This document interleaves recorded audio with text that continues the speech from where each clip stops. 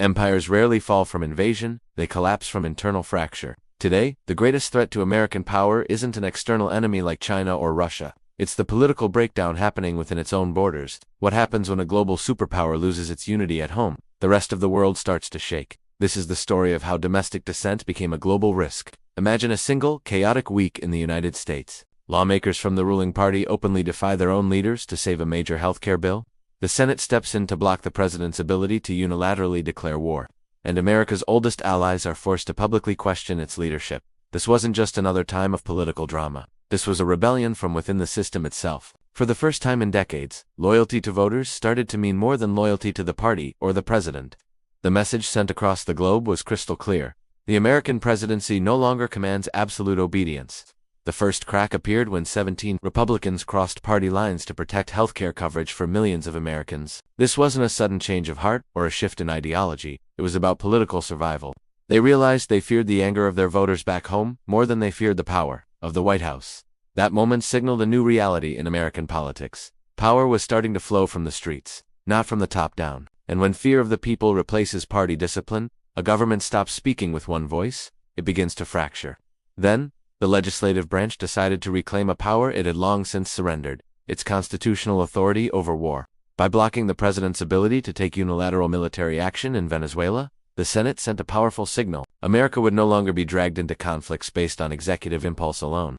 This wasn't just a legal debate confined to Washington. It had massive geopolitical consequences. Because when the decision-making process in a superpower slows down and becomes contested, its rivals and adversaries see an opportunity to accelerate their own plans elsewhere in the world. And then came the diplomatic earthquake. The idea of the United States buying Greenland. To many Americans, it sounded like a bizarre, almost comical headline. But to America's NATO allies, it was terrifying. Denmark, one of the most loyal military partners the U.S. has, heard a chilling message. You are no longer a sovereign ally. You are a piece of real estate, an asset to be bought and sold. When NATO allies start to feel like they're replaceable, they stop feeling loyal. That single, seemingly absurd idea shook the very foundation of NATO's most sacred promise. Article 5.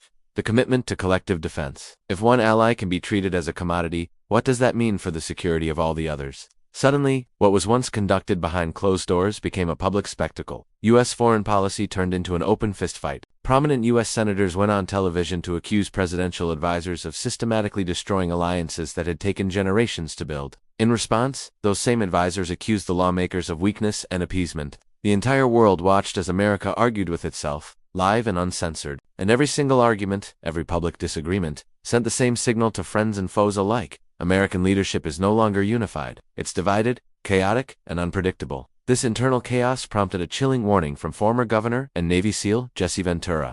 He drew a disturbing parallel, saying, "This is how democracies fall, slowly, legally, quietly." He compared the increasing militarization of American streets and the aggressive political rhetoric to historical regimes that slowly slid into dictatorship. He warned that when you start seeing soldiers patrolling the streets of a democracy, history is at risk of repeating itself. The language used by leaders also began to change in a dangerous way. Political rivals were no longer just opponents. They were branded as enemies. Citizens expressing dissent were labeled threats. For the first time in modern American politics, leaders openly used the phrase domestic enemy of the Constitution to describe their fellow countrymen. This is often the final stage of political polarization, the moment when simple opposition is reframed as an act of treason. And you can be sure that in Moscow, this chaos is seen as a golden opportunity. Russia understands a fundamental truth about Western power. NATO is only as strong as the trust between its members. Every insult thrown at an ally, every reckless statement that causes confusion, every public fracture within the American government is a strategic victory for Vladimir Putin.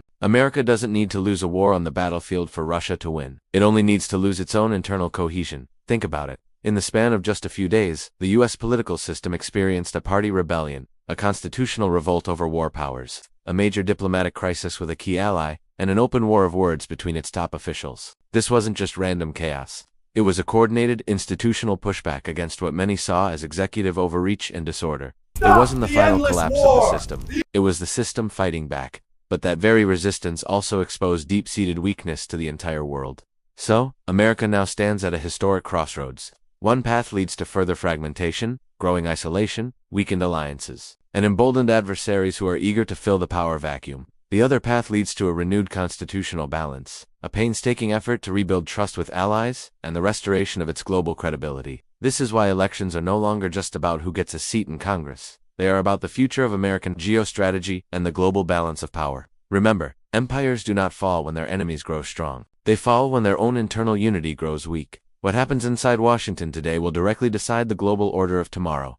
This isn't just America's story, it's a story that will shape the future for all of us. Welcome to Timeless Hub, where we explore the collision of power, history, and the future. If you want a deeper analysis of how a nation's internal politics can reshape the entire world, make sure you subscribe. Because the next great geopolitical earthquake won't start on a distant battlefield. It will start inside a nation's own halls of power. Thanks for watching.